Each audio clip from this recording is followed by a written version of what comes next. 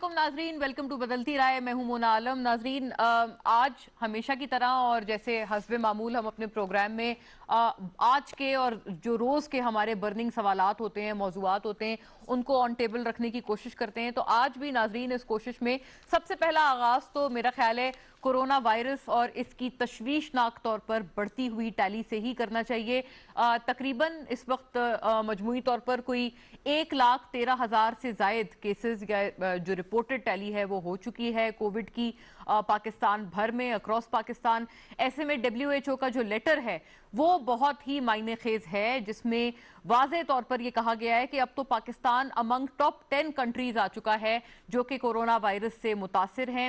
ہماری جو reported cases کی تعداد ہے وہ بھی اس حساب سے ہے، اور بدقسمتی سے جو ڈیتھ ٹول بھی آ رہا ہے، ہلاکتیں بھی ہو رہی ہیں جو کورونا وائرس سے، وہ بھی ہمیں اسی انفارچونیٹلی ایک گراف میں شامل کرتی ہیں جہاں پر ہم ٹاپ 10 میں شمار ہوتے ہیں کورونا وائرس سے سب سے زیادہ متاثرہ ممالک میں۔ اس کے علاوہ ناظرین، WHO نے یہ بھی کہا اپنے رپورٹ میں کہ پاکستان نے جو پری ریکویزٹس تھے جو کہ کورونا وائرس کے حوالے سے لاک ڈاؤن ریلیکس ہونے سے پہلے پورے کرنے چاہیے تھے ہمیں، یا جو وہ پری کنڈیشنز تھیں جو ہمیں لاک ڈاؤن آسان یا اس کو ختم کرنے سے پہلے پورا کرنا چاہیے تھا، وہ پری کنڈیشنز یا پری ریکویزٹس کو ہم نے میٹ نہیں کیا ہے۔ تو لہٰذا اب اس وقت جو صورتحال ہو گئی ہے اس کو اریسٹ کرنے کے لیے عالمی ادارہ صحت کا خیال یہ ہے کہ ایک انٹرمیٹنٹ لاک ڈاؤن ہی اس کا واحد حل ہے، یعنی کہ 2 ہفتے کا لاک ڈاؤن ہو پھر اس کو ریلیکس کر دیا جائے، یہ اس کا ایک واحد حل ہے۔ خیر، اب اس میں جو اکنامک کنسیڈریشن ہے اس کے حوالے سے بات کرنا ضروری ہوگا، کیونکہ بات یہ ہے کہ ہمیشہ جو لاک ڈاؤن کے خلاف جو ایک آرگیومنٹ رہا ہے، اور لارجلی سپیکنگ جو وزیر اعظم عمران خان نے بھی جس وجہ سے کہا ہے کہ وہ لاک ڈاؤن کے حق میں نہیں تھے اور ابھی بھی نہیں ہیں، وہ یہی ہے کہ معاشی طور پر وہ سٹرینگولیشن نہیں چاہتے ہیں غریب پاکستانی عوام کی۔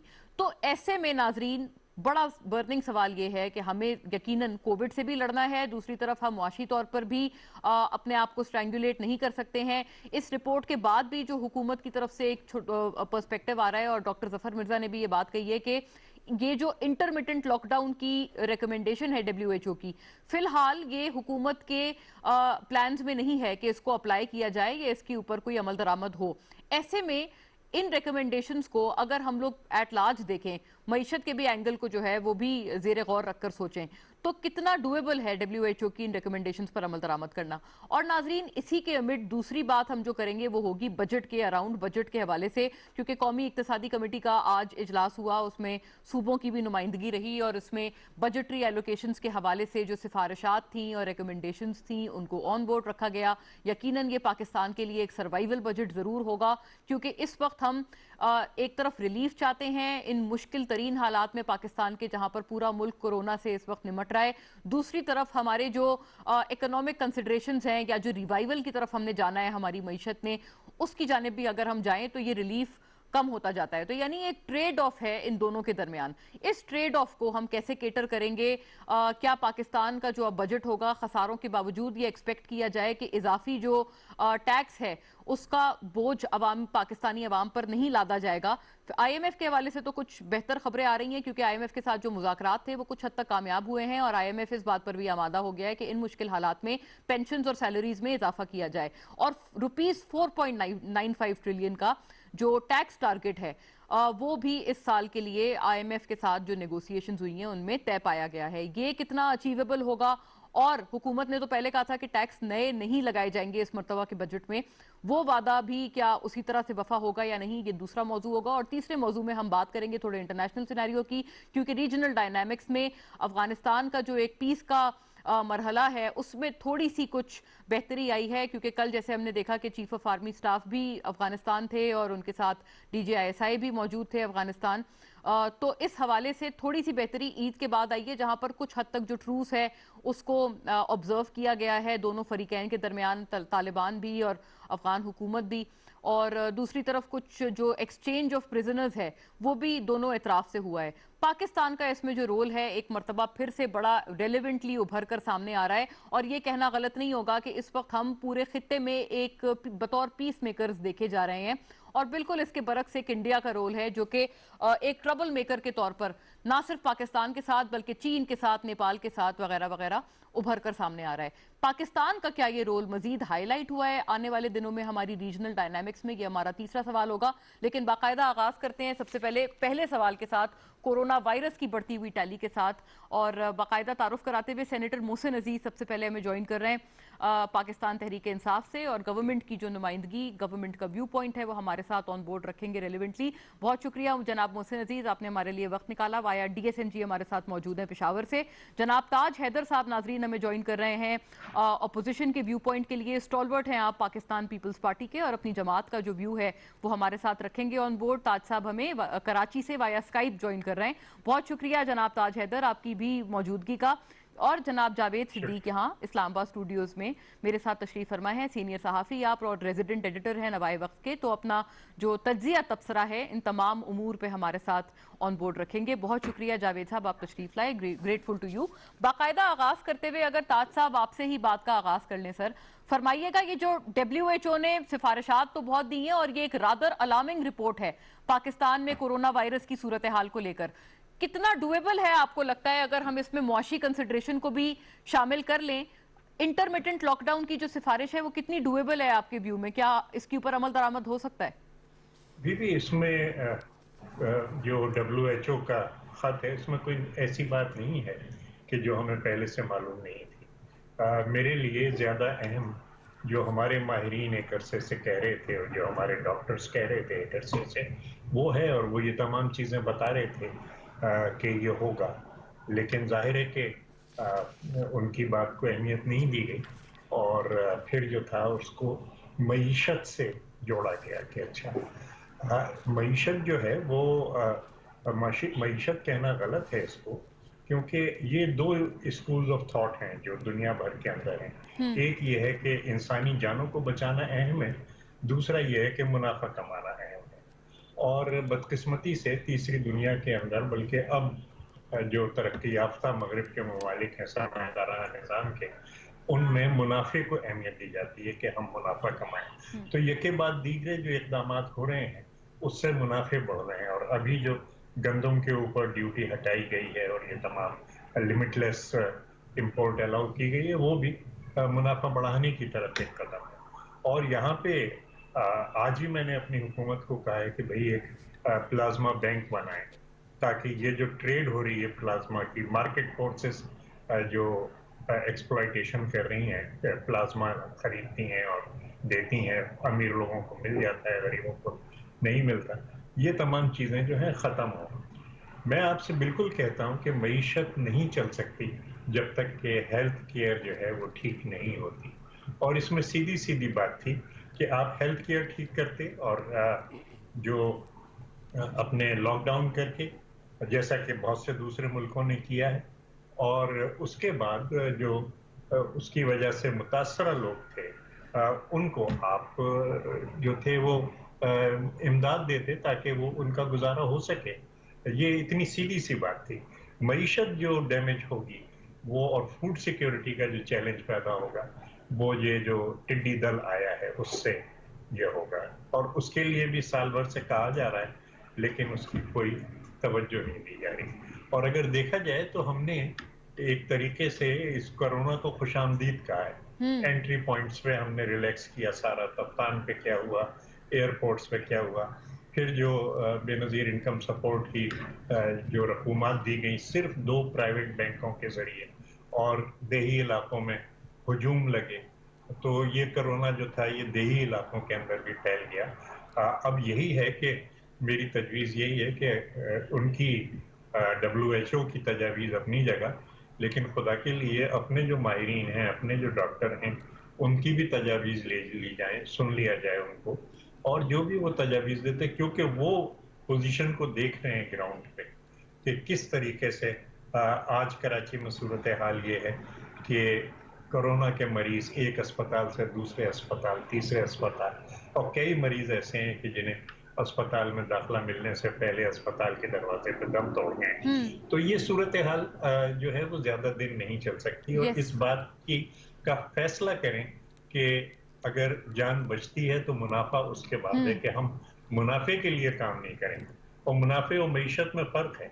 Right right sir. जो सरमायादाराना निज़ाम है वो मुनाफे जोड़ के जीडीपी बनाता है, हम उजरतें जोड़ के जीडीपी बनाते हैं कि लोगों की उजरती जी जी। कितनी है और खुशहाली तो कितनी यानी है।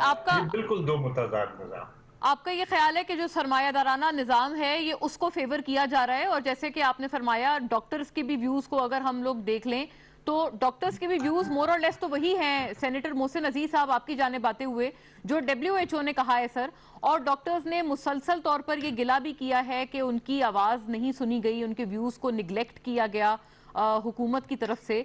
तो अब फरमाइएगा, ये जो WHO का लेटर है ये यकीनन एक अलार्मिंग सिचुएशन है कि उन्होंने इतनी सख्त तलकीन पाकिस्तान के हवाले से की है। क्या आपको लगता है कि हम इस जानिब जा सकते हैं इंटरमिटेंट लॉकडाउन की तरफ, गिवन द फैक्ट कि जो मईशत के हवाले से कंसिडरेशन है बार बार आपकी जमात उसको रिआइटरेट करती है, हत्ता कि ताज साहब का ये ख्याल है कि वो तो एक सरमायादाराना निज़ाम को फेवर करने वाली बात है। इस्तेहसाली निज़ाम को मैंने बिस्मिल्लाहिर्रहमानिर्रहीम, thank you very much ji. Pleasure sir. बात ये जी देखिए, ये जो WHO का लेटर जो आया है वो अपनी जगह पर है, लेकिन ग्राउंड रियलिटीज़ जो हैं वो हुकूमत के पास वसाइल होते हैं, हुकूमत के पास हर तरीके की इस्टेब्लिशमेंट मौजूद है, और उन सब को मद्देनज़र रखते हुए एक डिसीजन लिया गया था और लिया जा रहा है। लॉकडाउन जो बात है, ये लॉकडाउन किसको कहते हैं? देखिए, हम सबको मालूम है कि ईद के बाद से ये मामलात और बहुत ज़्यादा बढ़े हैं जी। तो ईद पे तो लॉकडाउन ऑलरेडी मौजूद था, दुकानें बंद थी, मार्केटें बंद थी, कारखाने बंद थे, लेकिन हमारी जो सोशल जो हमारी डिस्टेंसिंग है वो हम करते नहीं हैं।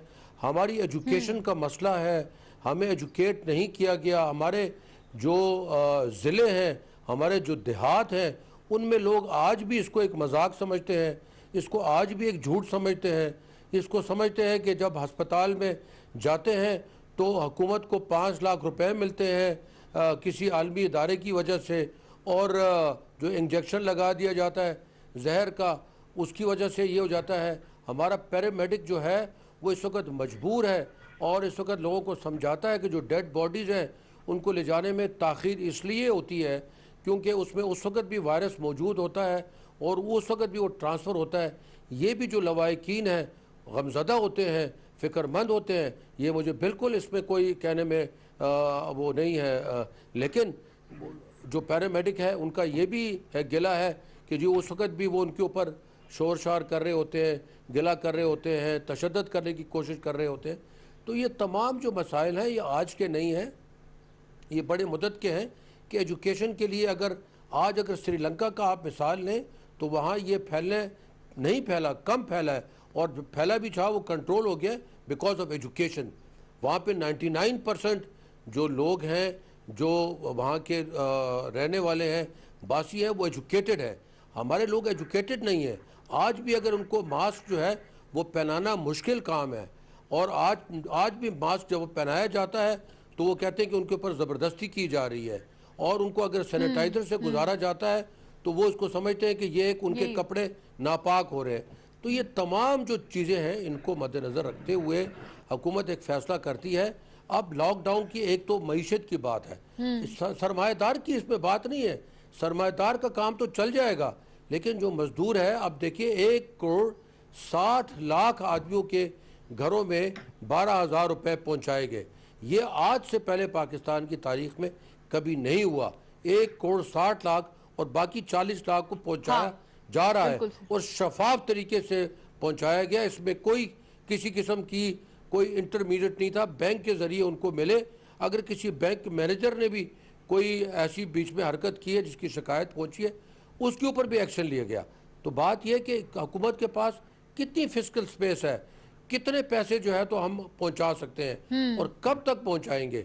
और बात यह है, आखिरी बात मैं ये करता चलूँ कि अगर आप सोशल डिस्टेंसिंग की बात करते हैं तो हमारे तो जो गरीब लोग हैं वो एक घर में, तो आप छोड़े, एक कमरे में 7-7 आदमी रहते हैं, तो वो कैसे सोशल डिस्टेंसिंग करेंगे?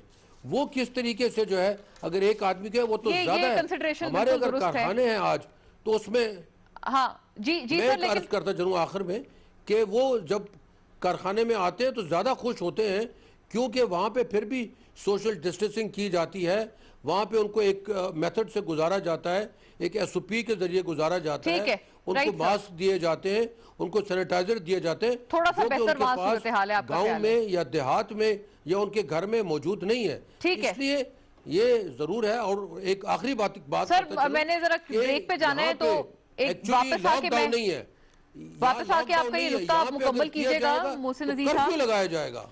رائٹ، بالکل ناظرین، لیکن بات یہ ہے کہ اس وقت عید کے حوالے سے بالکل دکانیں وغیرہ تو بند تھیں، لیکن جو آمد و رفت ہے لوگوں کی وہ جاری تھی اپنے آبائی علاقوں میں، کیونکہ ٹرینز بھی تھیں اور پبلک ٹرانسپورٹ بھی کھلے ہوئے تھے، اور عید سے قبل جو شاپنگ مالز وغیرہ باقاعدہ کورٹ کے آرڈر سے بھی کھولے گئے تھے، وہ بھی چیزیں ہمارے سامنے ہیں۔ خیر، ایک بریک کی طرف بڑھتے ہیں، پھر ریلیونٹلی مچ اویٹڈ جو جاوید صدیق صاحب کی رائے ہے وہ شامل کریں گے۔ اسٹے ود اس۔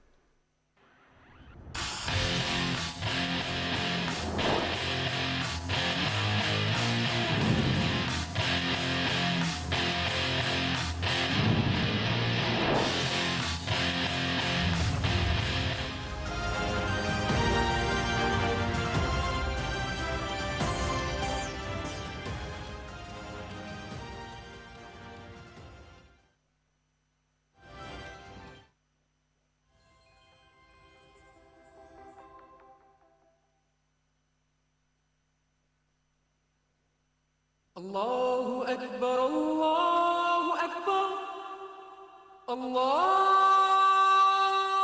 أكبر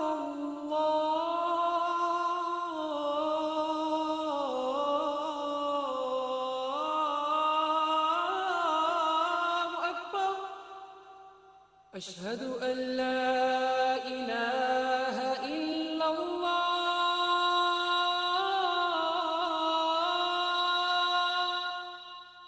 أشهد أن لا إله إلا الله أشهد أن محمد رسول الله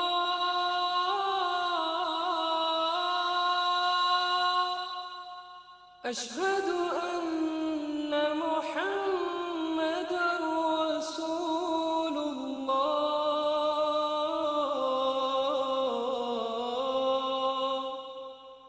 حي على الصلاة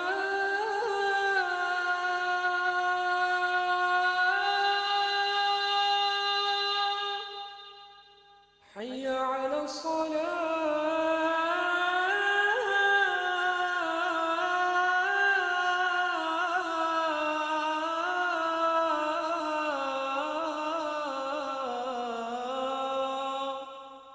حي على الفلاح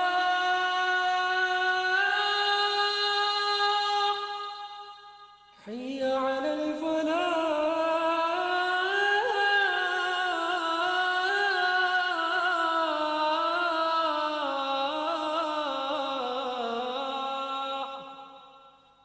الله أكبر الله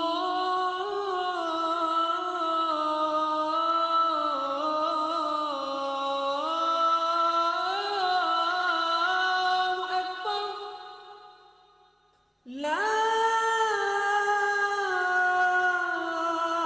إله إلا الله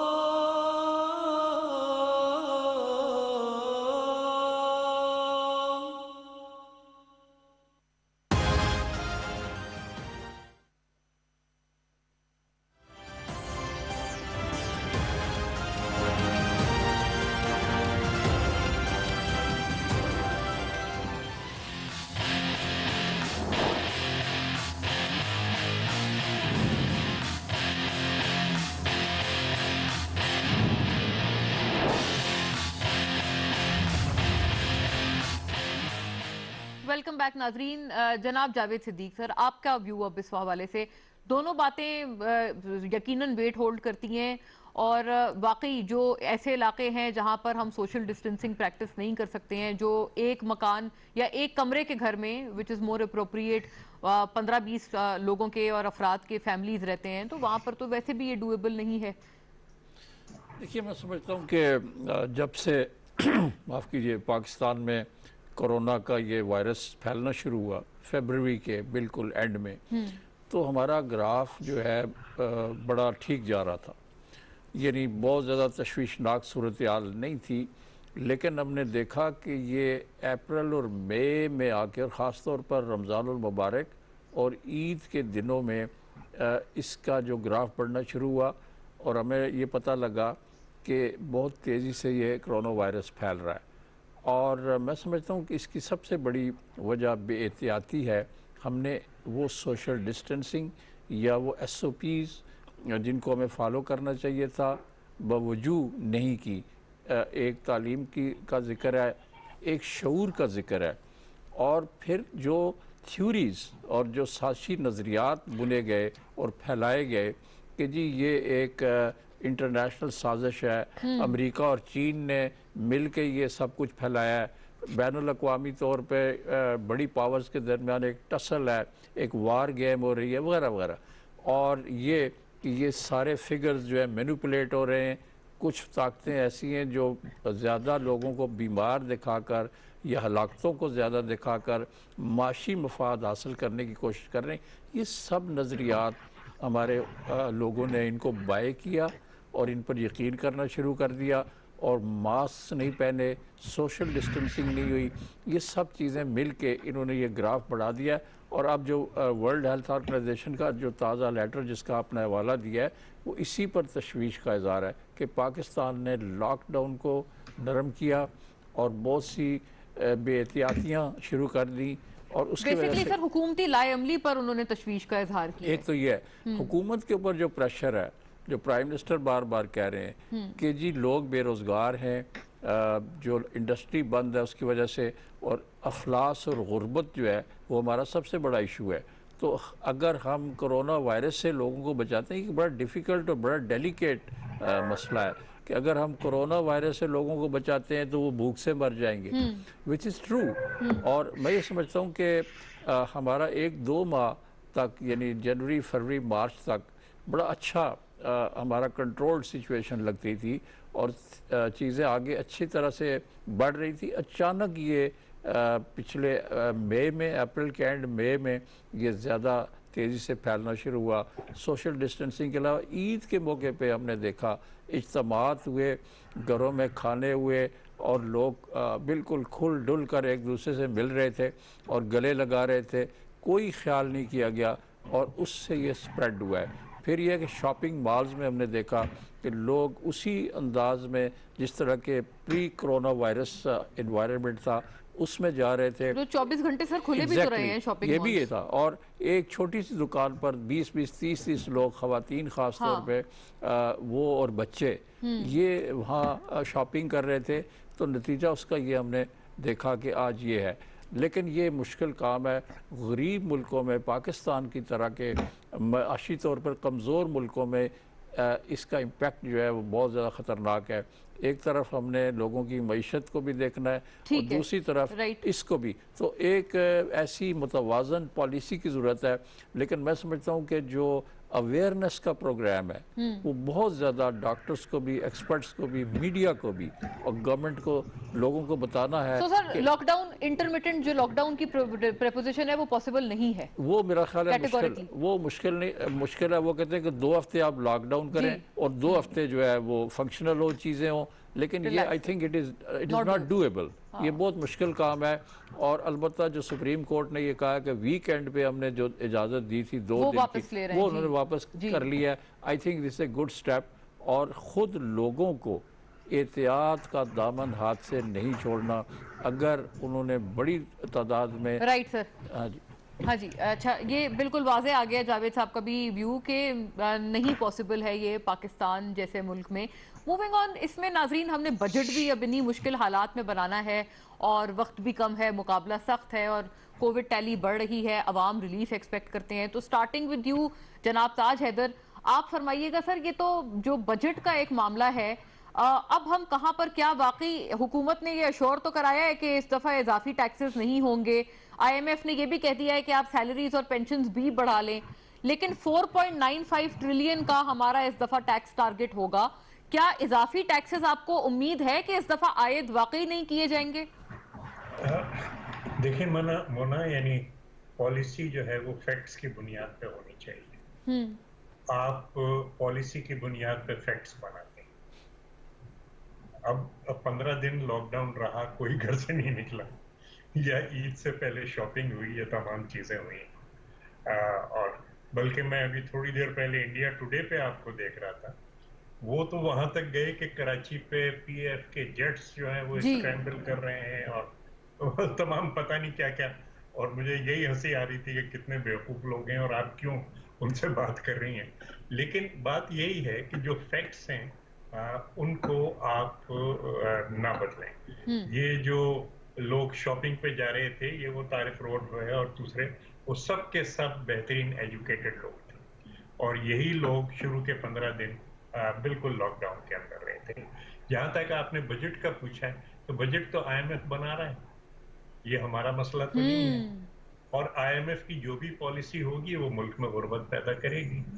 تو بہت بڑی جو غربت یہاں پہ پھیلے گی اور اس سے بہت نقصانات ہوں گے. سیدھی بات یہی ہے کہ آپ اب یعنی ایک صاحب کو میں نے یہ تک آج ایک چینل پہ کہتے دیکھا کہ صاحب دیکھیے, آپ کہتے ہیں کہ چیزوں کی قیمت کم کریں, پیٹرول سستا ہوا تو کیا ہوا, پیٹرول غائب ہو گیا. آپ چاہتے ہیں باقی چیزیں بھی ختم ہو جائیں. تو اس ٹائپ کی جو لاجک ہے میرے خیال سے یہ نہیں چلتی. بڑی بات یہ ہے کہ آپ کی پرائرٹیز کیا ہیں. جیسے ہم سندھ کا بجٹ بنا رہے ہیں, تو سندھ کے بجٹ میں ہم نے پہلی پرائرٹی یہ دی ہے کہ جانوں کو بچایا جائے, اور جو ہمارا میڈیکل اسٹاف ہے, جو سینیٹری اسٹاف ہے, جو ڈاکٹرز ہیں, ان کو بچایا جائے, اور ہر قسم کے انتظامات کیے جائیں جانوں کو بچانے کے لیے.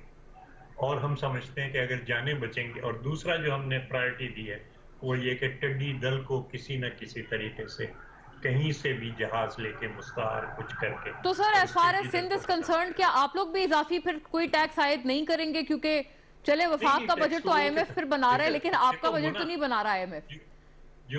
جو کرائسس ہے وہ ڈیمانڈ سائڈ پہ, لوگوں کی جیب میں پیسے ہی نہیں ہیں. کریکٹ. تو یعنی کہ آپ اضافی ٹیکس کا بوجھ ایٹ لیسٹ سندھ حکومت کے کرائسس ڈیمانڈ سائڈ پہ, اور اس کی وجہ سے سپلائی سائڈ افیکٹ ہوئی ہے, کریکٹ. اور جی پروڈکشن ہماری گری ہے, اور کاسٹ آف پروڈکشن بڑھی ہے. ہاں ٹھیک ہے, تو یہ اب آپ فیکٹ. لیکن اور سیدھی سی بات ہے, یہ باہر سے بن رہا ہے آئی ایم ایف سے بجٹ, اور آئی ایم ایف کی جو بھی پالیسی ہے وہ غریب دشمن پالیسی ہے. جی جناب غریب محسن دشمن عزیز, پالیسی سے ملک آگے نہیں بڑھتے. ایک تو اس ایلیگیشن کا اور اس جو تاج صاحب نے جو سخت خدشے کا اظہار کیا ہے, اس کا بھی جواب دیجیے گا کہ آئی ایم ایف سے بجٹ بن رہا ہے, تو کیا واقعی یقیناً اب ہم ان کے ساتھ ایک پروگرام کا حصہ ہیں, تو ہم نے ان کے ساتھ نیگوسیشن تو ہر سٹیج پر کرنی ہے. کیا اس دفعہ واقعی جو آپ کی حکومت نے وعدہ کیا تھا کہ اضافی ٹیکس نہیں لگایا جائے گا, آپ کو لگتا ہے اس وعدے کو آپ وفا کر پائیں گے؟ گیون دا فیکٹ کہ آئی ایم ایف غالباً یہ بات درست ہو سکتی ہے کہ وہ آپ کو کہیں گے ہم نے آپ کو پینشنز اور سیلریز بڑھانے کی اجازت تو دے دی ہے, لیکن ایسا کرنے کے لیے اب آپ ٹیکس کے لیے اضافی کوئی ایونیوز تلاش کریں یا پھر ٹیکس ریٹ بڑھا دیں؟ دیکھیے, سب سے پہلے یہ کلیریفائی کریں کہ جو کہا جا رہا ہے کہ آئی ایم ایف بجٹ بنا رہا ہے, آئی ایم ایف بجٹ نہیں بنا رہا. لیکن آئی ایم ایف کیا چیز ہے, سب سے پہلے تو یہ سمجھیں. آئی ایم ایف ایک لینڈر ہے, ایک بینک ہے. یہ بینک جو ہے وہ بینک یہ دیکھتا ہے جس وقت کہ آپ کو لینڈنگ کرتا ہے, یا آپ کسی بھی آدمی کے پاس چلے جائیں, اگر آپ کسی سے قرض لیں, وہ آپ سے یہ پوچھے گا کہ آپ کی واپسی کیا طریقہ کار کیا ہوگا. تو یہ ان کی ایک خواہش بھی ہے, ان کی ایک ضرورت بھی ہے, اور ان کا ایک وہ بھی ہے کہ اسی طریقے پہ بینک چلتا ہے. وہ جب آئی ایم ایف پہ جانے کی جو وجوہات تھی, وہ میں دہرانا نہیں چاہتا کہ کیا وجوہات تھی, کیوں ہم گئے اور اس کی کیا ضرورت تھی. جب آئی ایم ایف کے پاس اب جاتے ہیں تو ان کی کنڈیشنلٹی صرف یہی ہوتی ہے کہ انہوں نے یہ انشور کرنا ہوتا ہے کہ ان کا جو لون دیا گیا ہے وہ باحسن طریقے سے اسی شیڈیول کے مطابق ان کو واپس کیا جائے. That is what IMF doing. IMF کا یہ کہنا میں سمجھتا ہوں کہ یہ بجا نہیں ہے کہ آئی ایم ایف بجٹ بناتا ہے. باقی جو بات ہے وہ یہ ہے کہ دیکھیے, آپ کا جو ہے یہ تقریباً اگر 4.9 ٹریلین کی جو بات ہو رہی ہے کہ ان کے ساتھ بھی نیگوسیشن میں ہوئی ہے.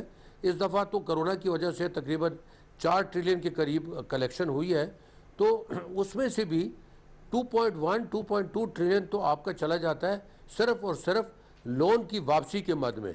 باقی چلا جاتا ہے تقریباً 2.6 ٹریلین جو چلا جاتا ہے وہ جو NFC ایوارڈ کے تحت جو ہے صوبوں کو چلا جاتا ہے. تو بیسیکلی جو فیڈریشن ہے اس کے پاس تو فسکل سپیس رہتی ہی نہیں ہے. اب بات یہ ہے کہ اس وقت یہ ضرور یہ حکومت کا وعدہ ہے اور انشاءاللہ یہ پورا ہوگا کہ نہ صرف یہ ہے کہ جو ہے ٹیکسز بڑھائے نہیں جائیں گے, بلکہ انڈسٹری کو چلانے کے لیے, انڈسٹری کی ریوائیول کے لیے, یہ کرونا سے جو ہے لوگ جو بے روزگار ہوئے ہیں ان کو واپس روزگار پہ لگانے کے لیے ٹیکسز میں بلکہ جو امپورٹ ڈیوٹیز ہے اس میں کمی کی جائے گی. یہ میں آپ کو آج بتاتا ہوں, اور یہ اگر اس طریقے سے ہو جو کہ میں سمجھتا ہوں کہ شاید ہوگا, تو یہ حکومت کا ایک بہت احسن اقدام ہوگا. وہ اسی طریقے سے ہے جس طریقے سے انہوں نے انسینٹیو دیا کنسٹرکشن انڈسٹری کو کہ کنسٹرکشن انڈسٹری ریوائیو ہو, تاکہ اس سے باقی جو 44 انڈسٹریز ہیں وہ ریوائیو ہو اور اس سے امپلائمنٹ کریٹ. اب خسارہ کو میٹ کرنے کے لیے یہی بات ہے کہ ہم جو لاسز ہیں, جو پاور کے لاسز ہیں, ان کو کم کیا جائے گا. اس کے علاوہ جو ہے جو ریمیٹنس جو ہیں ان کو بڑھایا جائے گا. اسی طریقے سے جو FDIs ہیں وہ پچھلے سال تقریباً 120% بڑھی ہے, اس کو بڑھایا جائے گا. یہ وہ وسائل ہیں جن کو استعمال کیا جائے گا اور اس کو استعمال کرنے کے بعد یہ بجٹ کے خسارے کو پورا کیا جائے. This sounds great کہ سننے میں تو بہت اچھی پریپوزیشنز ہیں اور بہت اچھی, آئیڈیلی ہونا بھی ایسی چاہیے کہ خسارہ آپ ایسے ہی میٹ کریں. لیکن جاوید صاحب, آپ کو لگتا ہے کہ کورونا وائرس کے حالات میں جہاں پر اس وقت پوری دنیا بھر میں ایک اکنامک سلو ڈاؤن اور میلٹ ڈاؤن چل رہا ہے, ایسے ممکن ہو پائے گا؟ بہت مشکل ہے. میں سمجھتا ہوں کہ امریکہ جیسا ملک جو کہ سپر پاور ہے, کرونا کی وجہ سے اس کے کئی کروڑ لوگ بے روزگار ہو چکے ہیں اور اس کی جو معیشت ہے, اس کا جو حجم ہے وہ سکڑ رہا ہے. یہ اس کے ماہرین, اکنامک ماہرین کہہ رہے ہیں. تو پاکستان پر تو بہت ہی برے اثرات مرتب ہوئے ہیں اس کرونا وائرس کے. ان کو گورنمنٹ آف پاکستان کو اپنے ٹارگٹ جو ہے وہ ریویو کرنے اور ریوائز کرنا پڑے. جو گروتھ ریٹ ہم ایکسپیکٹ کر رہے تھے کہ اس دفعہ ہوگا اگر حالات نارمل ہوتے, وہ نہیں ہو پائے گا. جو ٹیکس ریونیو کلیکشن کے اوپر ہم بات کر رہے تھے کہ ہماری ٹیکس ریونیو اتنی ہوگی, وہ بھی اس طرح نہیں ہوگی جو پہلے ہم سوچ رہے تھے یا جو ہم نے ہدف مقرر کیا تھا. تو آبویسلی اس نے سارا سسٹم جو ہے اس کو ڈسرپٹ کر دیا ہے. کرونا وائرس نے پروڈکشن اس سے متاثر ہوئی ہے. جب لاک ڈاؤن ہوا ہے, جتنے عرصے بھی ہوا ہے, فیکٹریز بند ہوئی ہیں, انڈسٹری نے کام کرنا چھوڑ دیا. اس سے ایک اور بڑی چیز ہوئی ہے, ریمیٹنسز جو بیرون ملک سے آ رہی تھی وہ بہت کم ہو گئی. جی, انمپلائڈ ہو رہے ہیں. جی ہاں, یہ سارا ایک بڑا خوفناک امپیکٹ ہے پاکستان کی معیشت کے اوپر. اور حکومت پاکستان کو یہ کہنا کہ وہ IMF بنائے گی یہ بجٹ یا نہیں, لیکن میں سمجھتا ہوں کہ جو ریسورس کا کرنچ ہے, جو ریسورسز کی ہمارے پاس شارٹیج ہے, اس کے نتیجے میں وہ تمام ٹارگٹس جو کہ ہم اچیو کرنا چاہتے تھے اکنامک فیلڈ کے اندر وہ اچیو نہیں ہو پائیں گے. خاص طور پر ٹیکس کلیکشن جو ہے اس میں ہمیں بہت زیادہ شارٹ فال ہے. تو IMF سے بات چیت ان کی چل رہی ہے.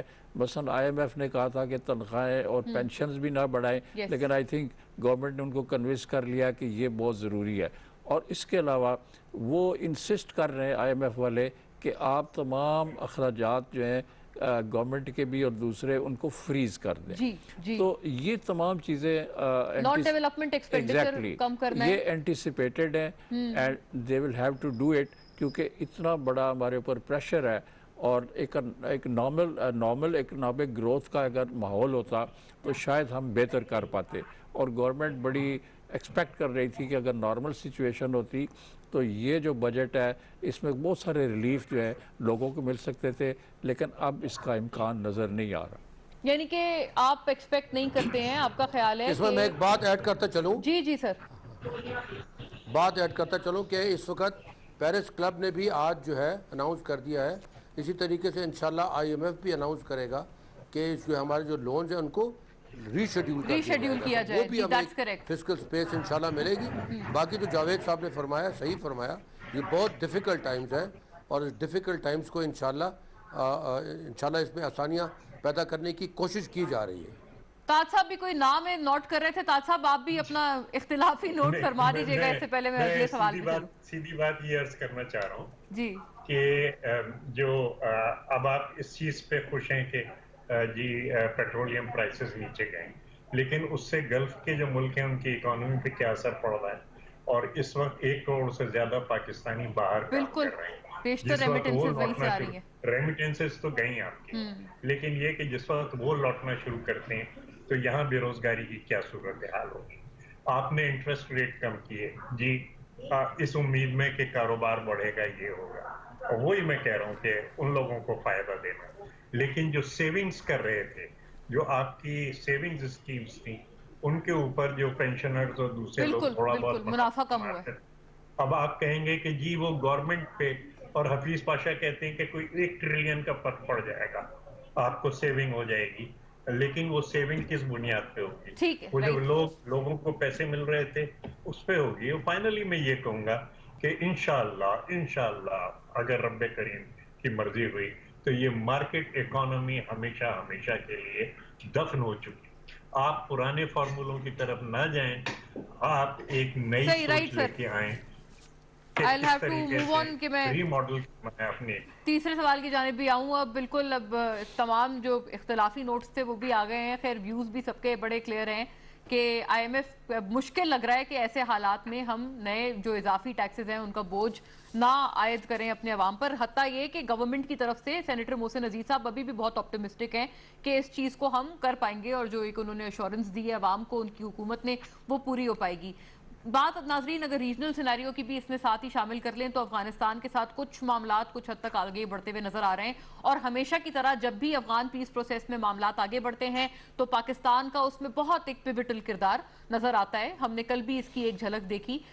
ایسے میں تھوڑے سے جو حالات بہتر ہوئے ہیں، پہلے تو وہ جو پرزنرز ایکسچینج اگریمنٹ وغیرہ ان معاملات پر آ کر پھر سے ڈیڈ لاک ہو گیا تھا، پھر عید کے بعد سے کیونکہ اچھا ٹروس آبزرو کیا گیا ہے، پرزنرز ایکسچینج بھی کچھ ایکسٹینٹ تک ہوئی ہیں دونوں اطراف سے، تو کوئی اگر جو ہوپ سامنے آئی ہیں اس میں پاکستان کا ہائی لائٹڈ رول کیا واقعی ان اوائڈبل ہے کہ اس خطے میں کوئی بھی اس قسم کی چیز ہو اور اس میں پاکستان کا ایک بہت انہینسڈ رول نہ ہو؟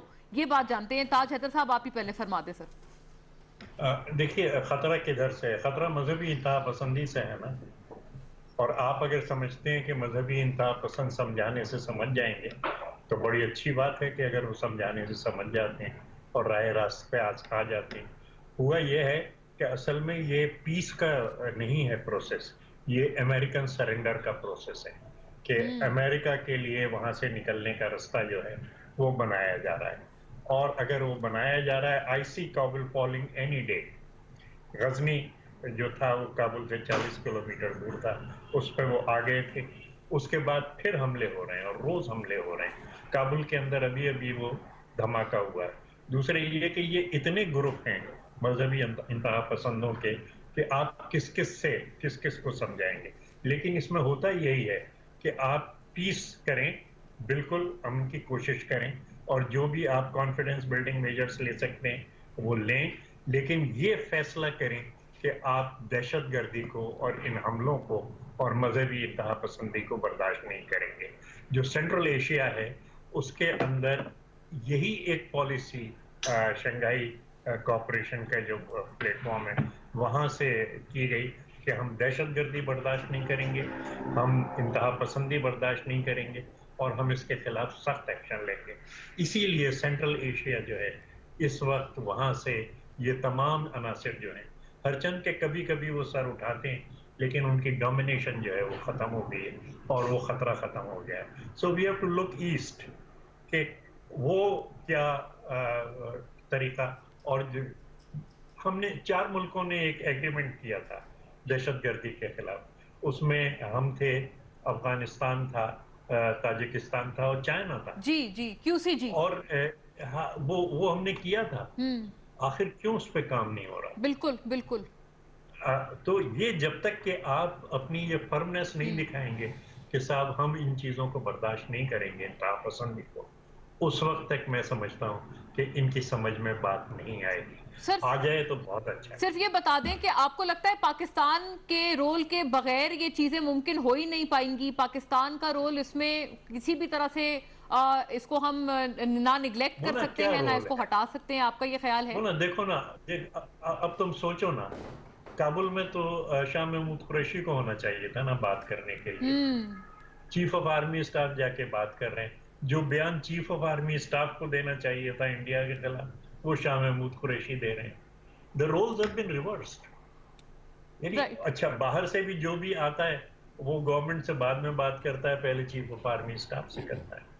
تو اب یہ ٹاپسی ٹروی سچویشن میں ہمارے محسن عزیز بھائی باہر بیٹھے ہوئے ہیں، حفیظ شیخ جو ہے وہ وزیر خزانہ مشیر خزانہ بن کے بیٹھے ہیں. میں نے محسن عزیز بھائی کے ساتھ کام کیا ہے سر اور آپ کے ٹائم ان پہ کے بھی پاس تھے اوریجنل آئیڈیاز ہوتے ہیں. حفیظ شیخ صاحب جی. نہیں میں بالکل عرض کر رہا ہوں، اور اوریجنل آئیڈیاز ہوتے ہیں، وہ رستہ نکال. دوسری رائٹ، بڑی ٹھیک بات ہے. محسن عزیز صاحب میں ہے کہ دوسرے کی بات سنتے ہیں، مشورہ کرتے ہیں. ہاں بالکل بالکل، محسن میں عزیز نے صاحب ان تو کے ساتھ ماشاءاللہ بہت طویل اسٹالورٹ ہیں. عرصے تک کام کیا سینٹ کے اندر. لیکن یہ کہ حفیظ شیخ صاحب آئی ایم ایف کی طرف سے آ کے آپ بیٹھ جاتے ہیں تو اور وہ سینیٹر محسن پاکستان کی عزیز صاحب sir, economy you are being missed by the opposition as well. No of course اور محسن عزیز مہربانی ہے جی، تاج بھائی کے صاحب وڈ مہربانی. ویریفائی کہ کتنی اچھی ہماری ورکنگ ایک جی ریلیشن محسن صاحب. تاج بھائی کی بڑی مہربانی ہے، انہوں نے بڑے اچھے الفاظ میرے لیے لیے. اللہ ان کو خوش کرے، زندگی دے. انشاءاللہ یہ تو ایک سلسلہ ہے، چلتا رہے گا. جتنی کنٹریبیوشن یہ بھی کر رہے ہیں، ہم بھی کر رہے ہیں اپنے ملک کے لیے. اپنے لیے نہیں کر رہے، ملک کے لیے کر رہے ہیں، اور ہمیں کرنا چاہیے. اس ملک نے ہمیں بہت کچھ دیا ہے. بس یہاں پہ صرف یہ عرض کرتا چلوں کہ یہ میں جس شہر کو بلانگ کرتا ہوں پشاور، جس صوبے کو بلانگ کرتا ہوں خیبر پختونخوا، اس نے یہاں پہ دہشت گردی کی انتہا دیکھی ہے. اس نے یہاں پہ خون دیکھا ہے. بلا شبہ. اس نے روزانہ کی یہاں پہ بلاسٹ دیکھے ہیں. بلا اس نے روزانہ کی یہاں پہ اسکولوں میں جو ہے تو چھوٹے بچوں کو شہید ہوتے دیکھتا ہے. تو بات یہ ہے کہ ہم نے وہ وقت دیکھا ہے، سارے پاکستان نے دیکھا ہے. لیکن چونکہ وی ور دی فرسٹ پروونس اینڈ ہمارا شہر جو ہے تو ہم شیلڈ تھے سارے پاکستان کے لیے. بلوچستان نے بھی یہ حالات دیکھے، لیکن صوبہ خیبر پختونخوا نے سب سے زیادہ دیکھے. پنجاب نے اور سندھ نے اس معاملے میں پھر بھی ہم چونکہ فرنٹ لائن پہ تھے کم دیکھے. اس لیے اب جو یہ سلسلہ چلتا ہے، آرمی چیف صاحب گئے ہیں، مجھے ایک امید کی کرن نظر آتی ہے، اور اسی کرن کو دیکھتے ہوئے ہم خوشی مناتے ہیں اور یہ دیکھتے ہیں کہ انشاءاللہ آگے کی طرف ہم بڑھ رہے ہیں. جو بھی تصفیہ ان کا ہوتا ہے کابل میں، جو بھی افغانستان میں ان کا تصفیہ ہوتا ہے، کم از کم ہم نے یہ دیکھا ہے کہ پچھلے چند سالوں سے، بلکہ 2-3 سالوں سے جو ہے دہشت گردی میں آہستہ آہستہ کمی آئی ہے. اب کئی ماہ ایسے گزر جاتے ہیں اور کئی ایسے دن گزر جاتے ہیں جب ہم اس طرح کی آواز نہیں سنتے جو کہ روزانہ سنتے تھے. اس لیے میں اس میں ایک امید دیکھتا ہوں، اور میں یہ اپریشیٹ کرتا ہوں گورنمنٹ کے ایفرٹس کو، چاہے وہ آرمی چیف کر رہے ہیں کہ چاہے فورن سروس والے کر رہے ہیں، شاہ محمود کر رہے ہیں. جو بھی انڈلجنس ہو رہی ہے on the foreign level and on the establishment level, وہ میں سمجھتا ہوں کہ بہتری کی طرف ایک راہ ہے، اور اللہ کرے گا. اور مجھے کبھی امید ہے کہ یہ سلسلہ ٹھیک ہو کے اب جو انہوں نے پسپا ہونا ہے اس کے بعد بھی ان کو سپیس چاہیے. کیونکہ ابھی جو ہے بیسیکلی جو ہے جو امریکن فورسز ہے وہ تو عمران خان صاحب پچھلے 5 سال سے 10 سال سے یہی کہہ رہے ہیں کہ فورس کا استعمال is not the answer, table پہ آنا is the answer. And because of these activities they have come to the table and we are expecting very good results. ہمارا رول بہت انہینس ہو کر واقعی سامنے آ رہا ہے. جاوید صاحب آپ کو بھی یہی لگتا ہے کہ پاکستان کا رول ناگزیر ہے اس پیس پروسیس میں؟ بالکل ہے، اس لیے کہ پاکستان جو ہے وہ اس پیس افغانستان میں امن قائم ہونے کا سب سے بڑا بینیفیشری پاکستان ہے. پاکستان کا یہ رول ہونا چاہیے کہ وہاں پیس ہو اور وہاں سٹیبلٹی ہو، اور پاکستان اس کے لیے کوشش کر رہا ہے. اور اب یہ دیکھیں کہ 9/11 کے بعد آلموسٹ 2 دہائیاں گزر چکی ہیں. افغانستان میں جو تباہی بربادی ہوئی ہے، پاکستان بھی اس سے متاثر ہوا ہے. ہمارے ہاں دہشت گردی ہوئی ہے، ہماری فورسز کے لوگ، عام لوگ مارکیٹس کے اندر मासूम लोग जो शॉपिंग कर रहे थे, आपके सामने कितने कितने बड़े ब्लास्ट हुए, सिविलियंस हमारे बिल्कुल मारे गए निहत्ते लोग। निहत्ते शहरी। तो हम तो ये कोशिश करेंगे कि अफ़गानिस्तान में अमन हो, और वो 90s का लेट 80s का और 90s का जो रिपीट है वो ना हो। आपको पता है कि जब सोवियत यूनियन निकली थी, उनकी फोर्सेस गई थी, तो उसके बाद एक इंतशार और सिविल वार थी, पाकिस्तान ने उसमें भी सफ़र किया, और ये जो अफ़गानिस्तान के अंदर मुख्तलिफ धड़े आपस में लड़ना शुरू हो गए, उसका नतीजा खून खराबा हुआ था। पाकिस्तान की कोशिश है कि अब ऐसा ना हो। अमेरिका भी ये चाहता है, और आप देखें कि सदर ट्रंप जो है, उनका ये अमेरिका में ये इलेक्शन ईयर है, और उनका ये वादा है कि मैं अफ़गानिस्तान से अमेरिकी फ़ौज वापस बुलाऊंगा। उन्होंने हर सूरत में ये करना है। पाकिस्तान को ये देखना है कि उसके इस मगरबी बॉर्डर के ऊपर पीस हो, स्टेबिलिटी हो, और दहशत गर्दी वहाँ ना हो, और वहाँ पर स्ट्राइफ, इंटरनल स्ट्राइफ, इंतशार ना हो, ताकि हमारी मईशत के ऊपर, हमारी मुल्क के ऊपर उसके मनफी असरात ना हो। तो पाकिस्तान की ये बड़ी कोशिश है, और I think Pakistan is playing a very important role to bring peace and stability in Afghanistan. Right नाज़रीन, तकरीबन तमाम ही खैर हमारे हजरात इस बात पर मुत्तफिक हैं कि पाकिस्तान के लिए, क्योंकि जो अगर अमन का एक क़याम है वो बहुत डायरेक्टली लिंक्ड है अफगानिस्तान में अमन से, और इसके डायरेक्ट जो मनफी भी जो असरात हैं वो भी पाकिस्तान ने बेयर किए हैं। साल डेकेड्स तक पाकिस्तान इसको बेयर करता रहा है। अब यकीनन नाउ इज़ द टाइम कि अब इसमें हम आगे बढ़ें। शुरू से यही हिकमत अमली बेहतरीन थी। Very grateful to all the gentleman, senator Taj Haider, senator Mohsin अजीज, जनाब जावेद सिद्दीक साहब यहाँ स्टूडियोज़ में हमारे साथ। That will be all from today नाज़रीन, इंशाल्लाह सी यू अगेन। अल्लाह हाफ़िज़।